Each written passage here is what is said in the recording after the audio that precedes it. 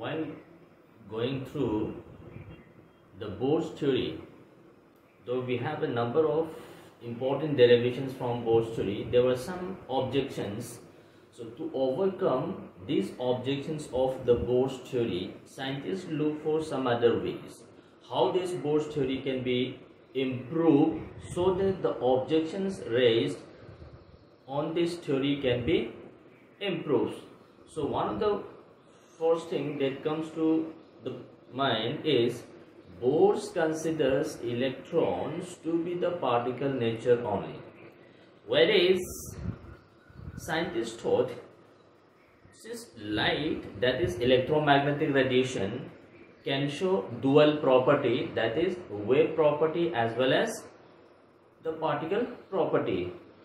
Now reasoning on the basis, de Broglie, a scientist working on the Millikan oil drop experiment, that is the particle nature, and the diffraction experiment which proves the wave nature, he reasoned electrons similar to electromagnetic radiation can also show dual property, that is a wave property as well as the particle property.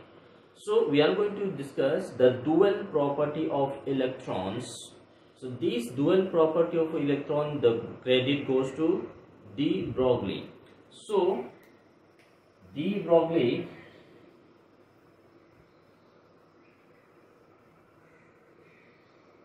says electrons can also show dual property, that is wave properties as well as particle property. Now particle property says the energy of this can be written as mc square, where m is the mass, c is the speed.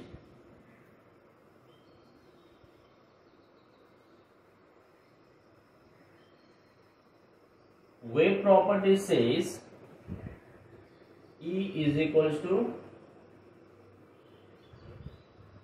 h nu, that is electromagnetic radiation, or this can be written as hc by lambda, where lambda is the wavelength, this is wave nature.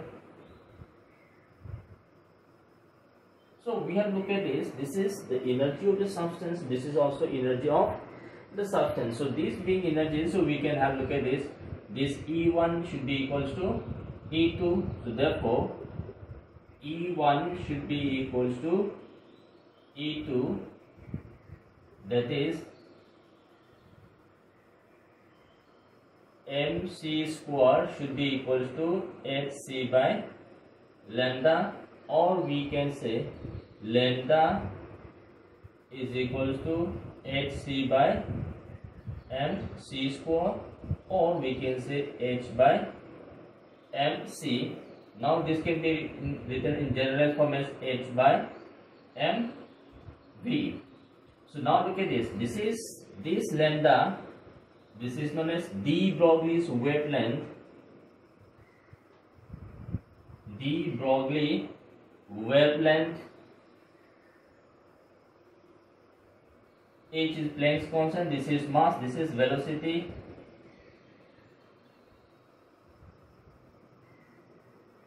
So that means electron moving in a circular orbit with certain velocity, for this electron there is also wavelength associated. That means every moving body shows dual property. So if I say okay, I am moving with certain velocity, then there is also wavelength associated with me. But the problem is this wavelength is inversely related to the mass of the substance. So if mass of the substance is much higher or large, then the wavelength associated will be extremely small, so that becomes insignificant. But if suppose we are dealing with subatomic particles like protons, neutrons or electrons, with the mass being very small, the wavelength becomes significant. So this wavelength, this is what equals de Broglie's wavelength. H is a Planck's constant, m is a mass, V is the velocity. So electrons moving with certain velocity V having mass m will always associated with wavelength lambda. So this wavelength is known as de Broglie's wavelength.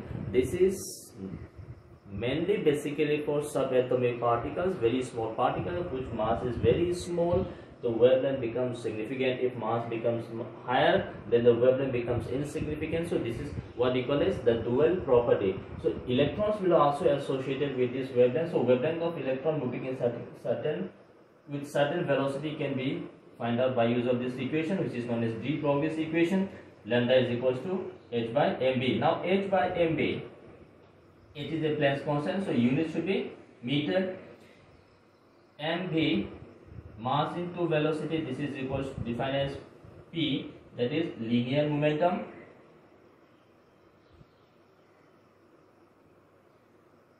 So therefore look at this, de Broglie's wavelength lambda is equals to h by mv is equals to h by p, linear momentum. Also look at this, from this we can also find the velocity. So velocity is equals to h by mass into wavelength. So this is de Broglie's equation. So let this be equation 1. Now look at this, we can convert this equation into various forms. So let's see some other cases here. Now we have the kinetic energy. So we define kinetic energy. Kinetic energy is equals to half into mass into velocity square. So therefore look at this. So we can write out 2 times kinetic energy is equals to mass into velocity square. Now we multiply this equation by mass. So we say 2m ke is equals to m square v square. So this is nothing but mass into velocity whole square. So mass into velocity is defined as linear momentum. So therefore p square is equals to 2m ke, or we say p is equals to under root of 2m ke. So this is the relationship between the linear momentum and the kinetic energy. So linear momentum is under root of 2 times mass into kinetic energy of the substance. So now look at this from equation 1. So therefore lambda, which is equals to h by mv, is equals to h by p. Now p can be replaced in terms of kinetic energy, so we say h by under root 2m k p. So now look at this, wavelength associated with the particle is inversely related to the kinetic energy. If the kinetic energy is same, means suppose we have 2 different particles moving with same kinetic energy, then the wavelength is inversely proportional to the mass of the substance. So that means if suppose we have 2 different particles moving with same kinetic energy, then the W will be inversely related to mass. So therefore look at this. So this is how we can express wavelength in terms of kinetic energy. Or from this now look at this, if kinetic energy of the particle moving with certain velocity is to be defined, then we can have this relationship. Now sometimes this kinetic energy is also expressed in terms of stopping potential or accelerating potential. If the particle is accelerated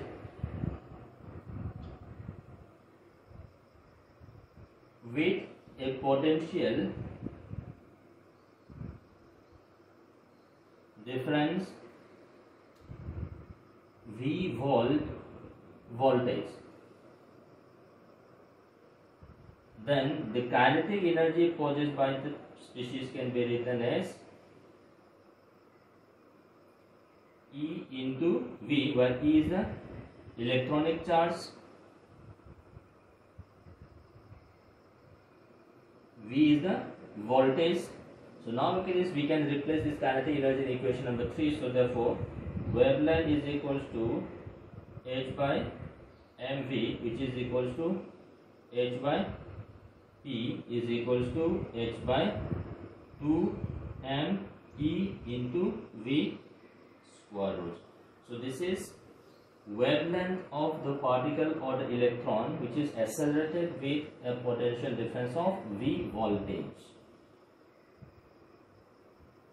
So now look at it, this is the basic equation which says wavelength is inversely proportional to the linear momentum. Momentum can be converted into kinetic energy by the use of this relationship. So look at this, momentum is equal to under root of 2 times mk kinetic energy. So we have this relationship. Now look at this, this is the kinetic energy can also be expressed in terms of the potential difference V. So now look at this, if two different particles are moving accelerated with same potential difference, then this wavelength will also be inversely related to the molar mass. Now this kinetic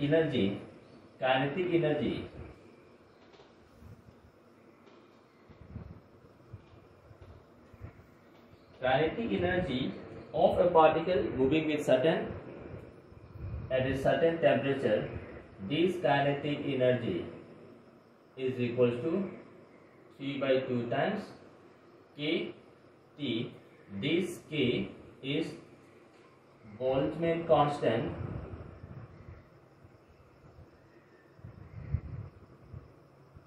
and T is absolute temperature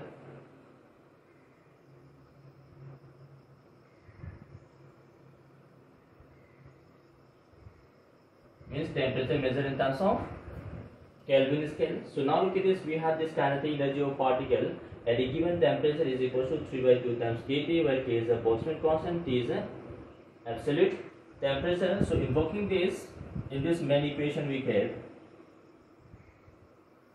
this wavelength which is equals to h by mv is equals to h by linear momentum P is equals to h by 2m Ke kinetic energy, which is equals to h by 2m electron volt. So this can also be written as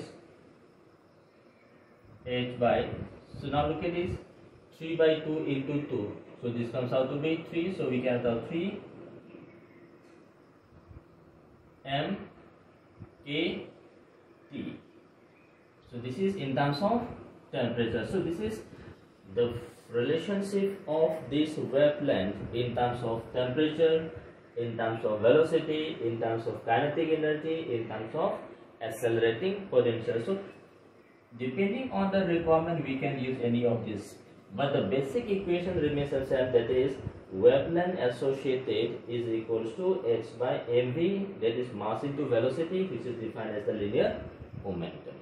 So this is what we call as the dual property. So by this dual property we have to find the wavelength associated with the moving electron. So when we consider this wave nature, then some of the objections that was raised to the Bohr's theory can be easily removed. Now let's see how to use this equation in solving some numerical problems.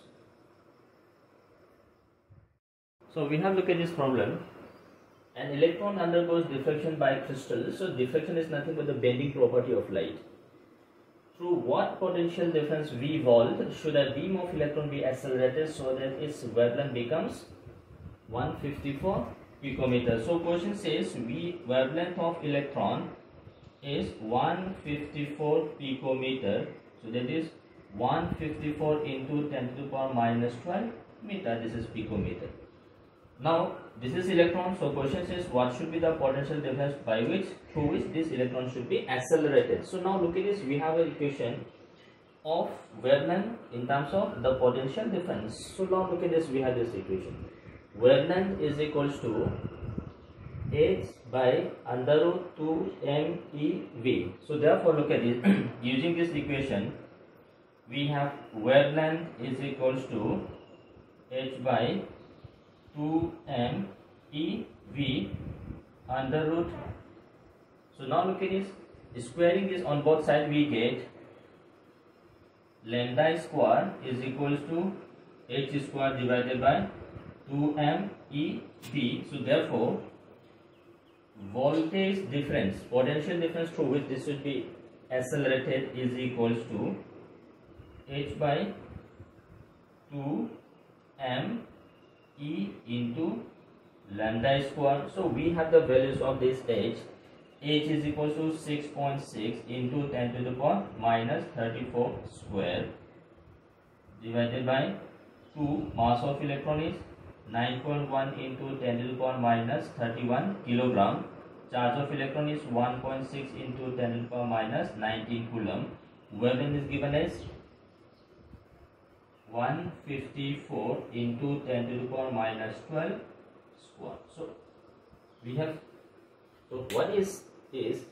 Question says wavelength of electron becomes 154 is given to you. So for this wavelength to have 154 picometer, at what potential the electron should be accelerated? So we have to use simply the relation between wavelength and the potential difference.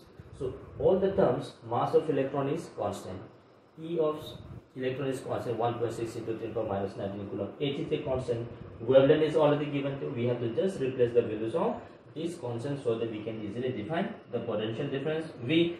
So the unit of V is the nothing but the voltage. So for this, now look at this, all these units should be in standard unit. If this is not given in any of the standard unit, you have to convert this in terms of standard unit.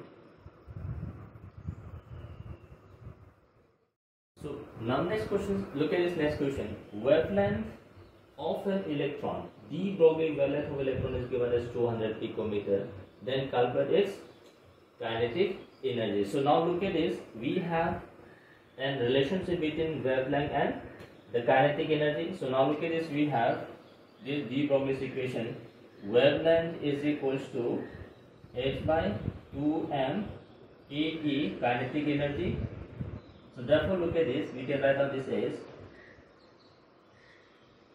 so squaring both sides we get lambda square is equals to h square divided by 2m E. So therefore kinetic energy is equals to h square divided by 2m lambda square. So kinetic energy is equals to h square, 6.6 into 10 to the power minus 34 whole square divided by 2 into mass 9.1 into 10 to the power minus 31 kilogram. Lambda is given as 200 picometer, so into 200 pico is 10 to the power minus 12 square. So this is kinetic energy, so this unit must be in terms of joule. So simply look at this, we have to use the relationship between wavelength and the kinetic energy. So this is the equation. So just this is nothing but the rearrangement to give you the equation of the kinetic energy. Next question says, compare the de Broglie's wavelength of proton and alpha particle moving under the potential difference of V volt. That means the potential difference through which this alpha particle and proton were accelerated were having same value. Then we say is that we have to compare the wavelength of these two. Now look at this, wavelength and the potential difference, we have these relations. So wavelength is equals to h by under root 2m eV. Now E is electronic charge, so this is a constant. V potential difference is same. H is a constant. So look at this, we have this wavelength is inversely related to molar mass, mass. So now look at this, mass of proton is given as 1.67 into 10 power minus 27 kilogram. Mass of alpha is given as 4 in U, unified mass. So now we have to convert this into gram or kilogram. Mass of proton is given as 1.67 into 10 to the power minus 27. So this in terms of gram can be written as 24 gram. Mass of alpha, that is 4 into 1.66 into 10 to the power minus 24 gram, because 1 unified mass is equals to 1.66 into 10 power minus 24. So now look at this, we have wavelength of proton divided by wavelength of alpha particle, or we can say wavelength of alpha by wavelength of proton. now look at this is equals to h by under root 2 mass of proton eV divided by h by under root m mass of alpha particle electron. So now look at this, h will cancel out, so this is 2 will cancel out. So what we had left with is EV will cancel out. So mass of alpha particle divided by mass of proton. So now look at this, wavelength is inversely related to the mass of the particle. So mass of alpha particle we have 4 into 1.66 into 10 to the power minus 24. Mass of proton is given as 1.67 into 10 to the power minus 24 square root. So now look at this, again cancels out, so 2 is 4 is square root this 2. So now look at this, wavelength of proton to that of alpha particle is 2:1. So that means wavelength of proton is 2 times the wavelength of the alpha particle. Now looking at the next problem, calculate the wavelength of a particle of mass. Mass is given as 3.13 to the power minus 31 kilogram, moving with a speed of 1/2 of the speed of light. So now look at this, we have mass is given as 3.313 into 10 to the power minus 31 kilogram. Speed v is given as half of the speed of light, that is half of the speed of light. So that is 3 into 10 to the power 8 divided by 2, that is 1.5 into 10 to the power 8 meter per second. Question says what is the wavelength associated with the particle. So now look at this, we have wavelength in terms of mass and velocity. So de Broglie's equation says wavelength equals to h by mass into velocity. H is 6.6 into 10 to the power minus 34 divided by 3.312 into 10 to the power minus 31 into velocity 1.5 into 10 to the power 8. So look at this, this is approximately 2. So now look at this, we have this wavelength equals to 2 into 10 to the power minus 34 into 10 to the power plus 31 into 10 to the power 7 divided by 15. So now look at it, this is 2 by 15 into 38 10 to the power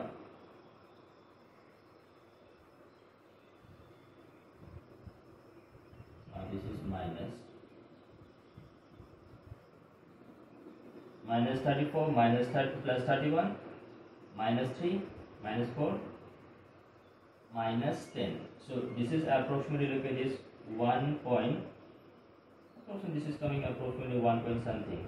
So we have this is the wavelength associated with the particle. So now look at this, we have to use this, wavelength is equal to h by mass into velocity. That's the basic equation of de Broglie's equation. Now we have electron and a proton moving with the same speed, means the speed of electron and the speed of proton are same. Then question says compare the wavelength of electron and proton. So speed of electron is equals to the speed of proton.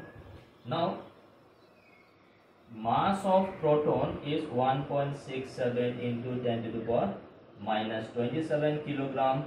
Mass of electron is 9.1 into 10 to the power minus 31 kilogram. So we have this mass. So we have to compare the wavelength. So de Broglie's equation says wavelength is equals to h by mv. So therefore wavelength of proton divided by wavelength of electron. So h is a constant, v both are same. So this is inversely related to the mass. So this is equals to mass of electron divided by mass of proton. So mass of electron is 9.1 into 10 to the power minus 31. Mass of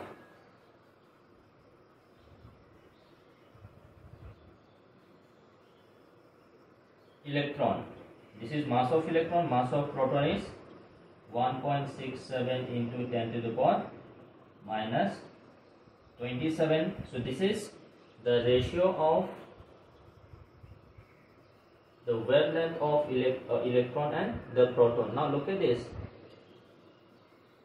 Mass of proton being greater than mass of electron, the wavelength associated with proton will be less than the wavelength associated with the electron. So just we have to take the ratio of the mass, because wavelength is inversely related to the molar mass according to this Broglie equation. H is equals to wavelength is equals to h by mass into velocity.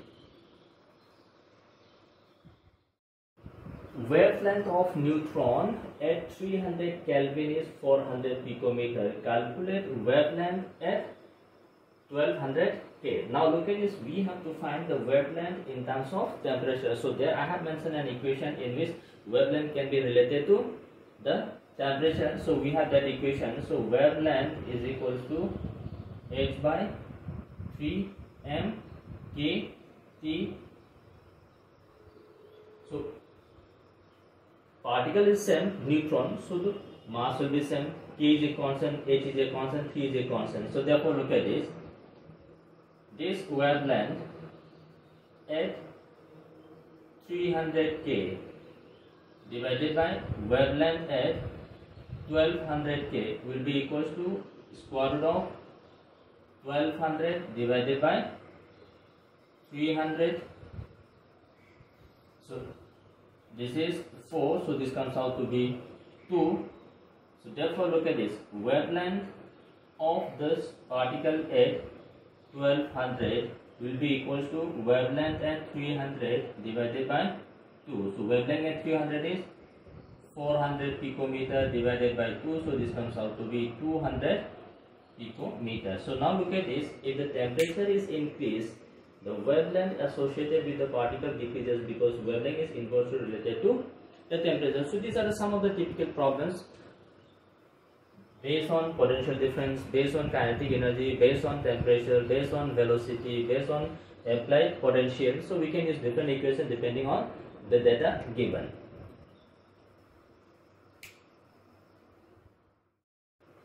Now look at, while discussing Bohr's theory, we have said electrons are moving in circular orbits. Only those orbits are permitted for which the orbital angular momentum of the electron should be an integral multiple of h by 2 pi. So now look at this. Bohr's theory says, from Bohr's theory we have this angular momentum condition, mass into velocity of electron at nth orbit into Rn, radius of nth orbit. This is an integral multiple of this value h by 2 pi. Now this h by 2 pi is sometimes written as h cross. H cross is equals to h by 2 pi. So now look at this. We can write down this, look at this, 2 pi Rn is equals to n h by m dn. Now look at this, electron is moving in circular orbit. Then this 2 pi r, this is nothing but the circumference of orbit. Circumference of circular orbit. So this circumference of circular orbit is equals to n times h by mv. This is equals to the wavelength associated according to de Broglie. So now look at this. This says the circumference of the circular orbit is an integral multiple of the wavelength associated with the electron. So this is, so sometimes question may ask you, circumference of the circular orbit is an integral multiple of wavelength. So keep it in mind. This is the de Broglie wavelength. So de Broglie wavelength multiplied by the shell number is equals to the circumference of the circular orbit. So now look at, this is only those circular orbits are possible which satisfy this condition, that is angular momentum condition. So based on this, we say a circular orbit, the circumference of the circular orbit should be an integral multiple of the de Broglie's wavelength. So suppose circumference of the circular orbit is question is given, circumference of circular orbit is given to you, and you are asked to find the wavelength of the particle associated. So we can easily use this relationship. So circumference of the circular orbit is equals to n, that is the shell number, and the wavelength associated with the particle here.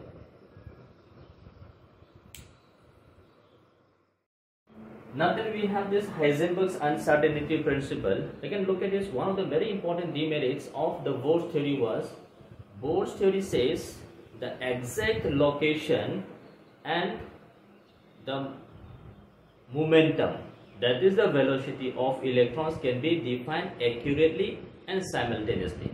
Because we are saying electron is moving in a circular orbit having a fixed particular energy. So when we say electron is moving in a fixed orbit with a fixed energy, so the exact location and the momentum can be defined accurately. But now look at this. These classical laws of Newton can be applied for macroscopic particles, means particles with large size. So if you are having macroscopic particles with large size moving with certain velocity, then at any given instant the exact position and the velocity or the momentum of the particle can be ascertained 100% accurately. But these classical laws of Newton cannot be applied to subatomic particles like protons, neutrons, electrons, etc. Now for these protons, neutrons or electrons, that is subatomic particles, at any given instant the exact location and the momentum or the velocity cannot be ascertained accurately and simultaneously. That means if the position is 100% accurate, then while measuring the momentum or the velocity, there will be a certain uncertainty, means certain errors in the measurement. That means if one can be 100% accurate, then the other one will have a large amount of error in measuring. So that means both this position and the momentum, and that is velocity, cannot be measured accurately and simultaneously at any given instant. So we may say, if science has developed too far, so how can there be some error in the measurement? We have a number of sophisticated instruments. So by use of these sophisticated instruments, we can actually define the position and the momentum of electron moving in a circular orbit. Now look at this. This is not due to the defects in the instrument. Instrument के defect की वजह से we cannot define this. No, this is not due to the defects in the instrument, but this is due to the wave nature of the electron. So once we have introduced the wave nature, for a wave we can only define the external peripheral. We can actually define कि last boundary क्या है, ये define कर सकते हैं. So now when we can define the external periphery, considering this wave nature, so the exact location and the momentum cannot be defined. So this is because of the wave nature of electrons and not because of the defects in the instrument. So this is what we call as uncertainty principle. So the statement says, at any given instant,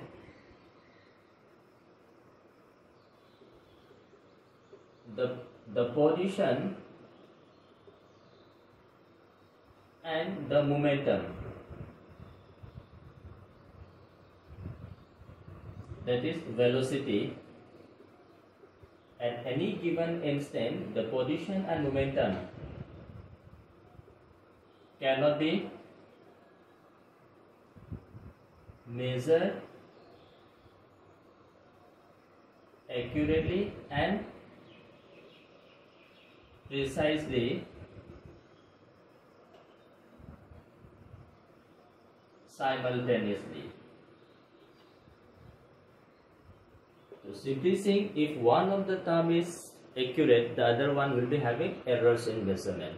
So if position is accurate, while measuring momentum will have some error. If velocity can be exactly measure, accurately measure, then while measuring the position, again there will be some uncertainties or the errors in measurements. Means both cannot be measured with accuracy at any given instant simultaneously. If one is accurate, the other one has to be uncertain. So this is what we call as Heisenberg's uncertainty. So as I told you, this is not due to the defects in the instrument, but due to the wave nature of the electron. So mathematically this can be written as delta x into delta p is greater than or equals to h by 4 pi. So what this delta x represents uncertainty in position,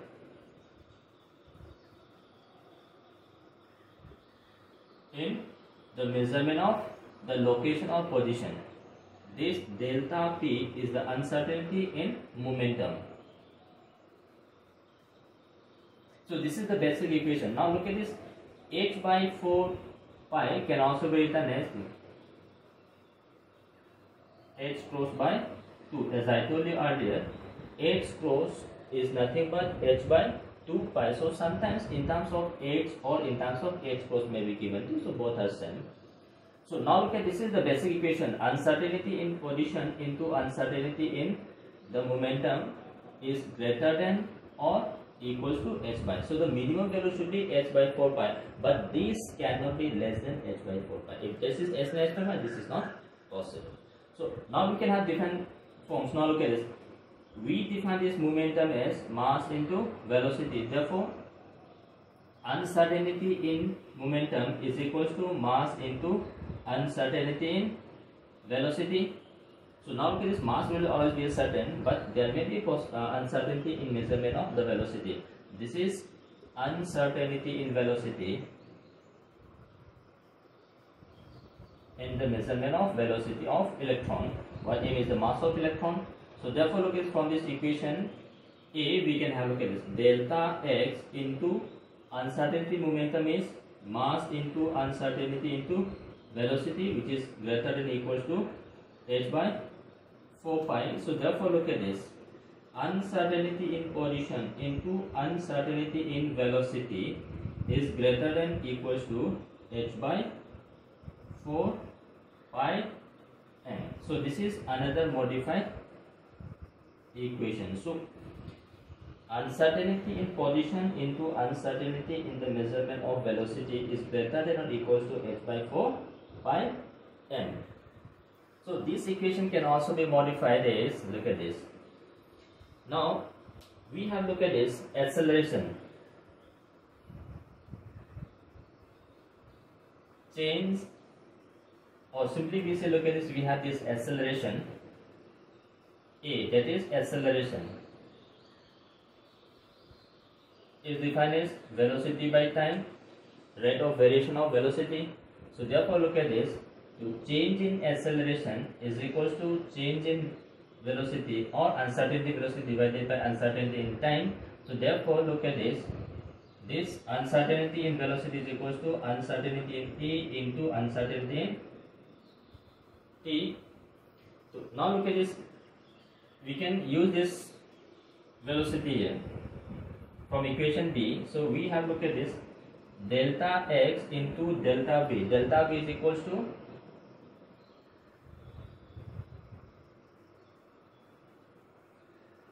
uncertainty in A into uncertainty in t, which is greater than or equals to h by 4 pi m, or look at this, x into mass into uncertainty in acceleration into uncertainty in time greater than or equals to h by 4 pi. Now look at this, mass into acceleration, that is defined as force. So therefore look at this, that is delta F or force into uncertainty in x into uncertainty in time greater than equals to h by 4 pi. So now we are looking at force is equals to mass into acceleration. So therefore look at it, force into displacement is uncertainty in energy. So therefore look at this, uncertainty in measurement of energy into uncertainty in time is greater than equals to h by 4 pi. We have looked at this, energy is equals to force into displacement. So this is another form of uncertainty principle. So uncertainty can be expressed in terms of position and momentum, position and velocity, or energy in time. So depending on which type of equation is to be used, we can use this modified equation. But look at, this is the basic equation. So as I told you, this uncertainty is not because of the defects in the instrument which is used to measure this location and momentum of electron, but this is due to the wave nature of electrons. So electrons behaving like a wave, we cannot exactly define the position and momentum. We can only say if one of the quantities are certain, the other one will be highly uncertain. So if you look at this basic equation, so if the uncertainty of one quantity, look at this, if delta x is equals to 0 or delta p equals to 0, if one of the is having no errors in the measurement, then look at this, making this delta x 0, then delta p will be infinity. So if one of the term is having exactly 100% accurate, then while measuring the other term, the uncertainty or the error will be infinitely large. So that if delta x is 0, delta p will be infinity. If delta p is 0, then delta x will be infinity, because something divided by 0 is undefined. So this is the uncertainty principle. So by using this uncertainty principle and the dual nature of electrons, we can improve upon this Bohr's theory. So by using this, we can overcome the demerits that was raised in the case of Bohr's theory. So one of the consequences of this uncertainty principle is, instead of well-defined trajectory, which is what we call as orbit, so instead of saying the electron is in a particular orbit, we can say there is a probability of finding electron in a particular area, that is known as orbital. So instead of saying the exact, we can have electrons there. Instead of saying the exact, that is the exact position of electron, we say that there is probability of finding electron in a particular area. So we say orbital. So the word orbital, orbit is replaced by the term orbital. So instead of well-defined trajectory, that is well-defined position, we can say there is some probability of finding electron in a particular space. That particular area is what we call as orbital. So from this onwards, we are going to use the word orbital instead of the particular term, that is orbit. So let's take this example that is based on this uncertainty principle. The uncertainty in the measurement of the position of electron is equals to the wavelength associated with the particle, that is de Broglie wavelength. What is the percentage error in the measurement of the velocity? Now we say, look at this. Question says the uncertainty in the measurement of the position of electron is equals to de Broglie's wavelength. So now we have these conditions given. So de Broglie's wavelength is equals to h by m v, mass into velocity.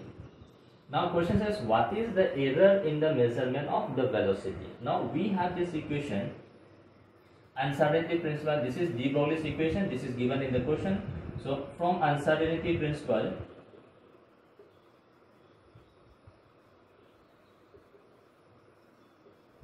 we have, look at this, delta x into delta v is equal to, or look at this is the minimum, we can say equal to h by 4 pi m. We have, look at this, h by 4. Now delta x is equals to wavelength, de Broglie's wavelength. So therefore de Broglie's wavelength into delta v, that is uncertainty in velocity, is approximately equals to h by 4 pi m. So now we say, look at this, uncertainty in the measurement of this velocity is equals to h by 4 pi m lambda. Now we have this lambda equals to h by mv, so we can write down this is equals to h by 4 pi m, wavelength is h by m v. So h will cancel out, m will cancel out, so this is equals to v by 4 pi. So now look at this, we have to find the percentage error. Therefore percentage error in the measurement of velocity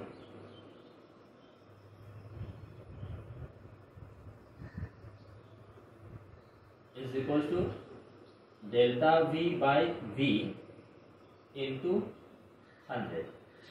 So we have this delta v relationship.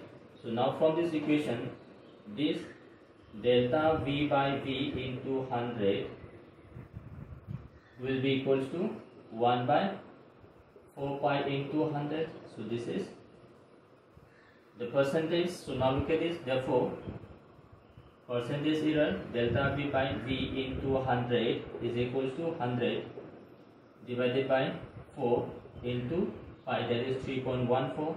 So we have 25, so that is approximately 7 point something percent.